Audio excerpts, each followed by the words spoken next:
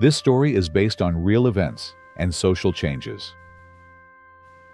Its purpose is to create awareness. The story is taken from book, The Days of Life. Abdul was born in 1998 in Afghanistan, in a Shia Imami Ismaili family. His family was celebrating his birth when suddenly the country was shaken by violent attacks against the Hazara and other ethnic groups. Fear spread everywhere. That same year, hatred rose against people of Sufi beliefs. Then, on 8 August, Iranian diplomats were killed in Nizari Sharif, creating serious tension between Iran and the Taliban. As the years passed, Abdul turned 3. Just when life in Afghanistan seemed to calm down, the September 11th attacks happened in the United States. The blame was put on Al-Qaeda, and this became the main reason for the American intervention in Afghanistan. War began again. Abdul's family felt hopeless. They had dreamed their little boy would one day become a doctor and serve his country with faith and unity, just as their imam taught them. But the future of their homeland felt lost. Soon, the United States began airstrikes, and the Taliban government collapsed. An interim government was formed with international support. Many Afghans fled to other countries that year, but Abdul's family could not. They had no money, no strength, and only a small piece of land, which was their entire life. Leaving it behind felt impossible. Still, they did not give up. When Abdul turned 15, they gathered all their savings and sent him to Pakistan. He went to Karachi, a city known for sheltering the poor. For Abdul, it was a place to work and support his family. With the help of the Ismaili Council, he started private schooling. To survive, he worked at a tea stall and sometimes in a metal workshop. After completing school, he hoped he might finally become a doctor. But fate tested him again.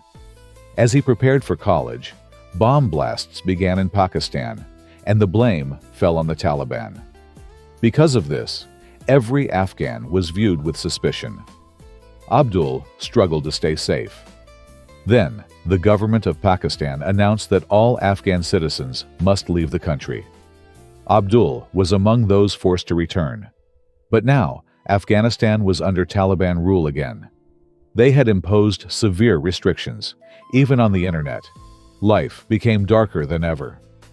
Today, in the year 2025, no one knows where Abdul is.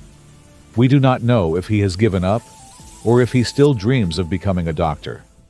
There is only one hope: their imam. Ya Shakarim, Ya Sharahim. Once helped people move to safer and more developed countries, just as Imam Shah Karim had moved people from Uganda to Canada many years ago. Across Pakistan, from Karachi to the far end of Gilgit, and across Afghanistan in many corners, small communities of Shia Imami Ismailis live quietly. Their mission is simple: to keep peace and to make whatever land they live on a better place, according to the guidance of their imam. But in a country where religion is given priority over everything else, is this truly possible? Today, we share some information based on deep research. Pakistan is a country where most minority groups live peacefully, but it is also a place where religious identity often matters more than human life. When Pakistan became independent, the country was weak and unable to support its unemployed youth. At that time, Imam Sultan Muhammad Shah gave a large amount of financial support. Later, Ismailis purchased Gwadar and handed it to Pakistan, which helped the country open the door to major trade opportunities. When the Muslim community needed a strong voice who could speak confidently to the British, it was Imam Sultan Muhammad Shah who led the Muslim League. Hospitals were built in Karachi. Schools and health sectors were developed in many regions. One might think that because the Ismailis helped the country so much, they would be respected. But sadly, this is not the case. Today, around 70% of Pakistanis deny that Ismailis are Muslims. They ignore their contributions. Many religious leaders publicly call them non-believers. In some villages of Chitral, meat touched by Ismailis is considered forbidden. All of this only because their way of worship is different. The message of this story is simple.